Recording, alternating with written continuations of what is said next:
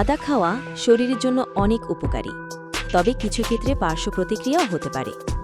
আদার উপকারিতা: হজমে সাহায্য করে, আদা পাচন রস বাড়ায়, বমিভাব ও গ্যাস কমায়, সর্দি কাশি উপশমে, এতে অ্যান্টিঅক্সিডেন্ট ও অ্যান্টি ইনফ্লামেটরি উপাদান আছে যা সর্দি কাশি ও গলা ব্যথা কমাতে সাহায্য করে, বমিভাব ও মোশন সিকনেস কমায়, প্রেগন্যান্সি বা যাত্রার সময় বমিভাব কমাতে আদা কার্যকর, প্রদাহ কমায়, জয়েন্ট পেইন, আর্থ্রাইটিস ইত্যাদির ব্যথা কমাতে উপকারী, রক্ত সঞ্চালন ভালো করে, শরীরকে উষ্ণ রাখে ও ব্লাড সার্কুলেশন বাড়ায়, শরীরে রোগ প্রতিরোধ ক্ষমতা বাড়ায়, এতে থাকা জিঞ্জারল ব্যাকটেরিয়া ও ভাইরাস প্রতিরোধে সাহায্য করে, রক্তে সুগার নিয়ন্ত্রণে সাহায্য করতে পারে, ডায়াবেটিস রোগীদের জন্য উপকারী হতে পারে।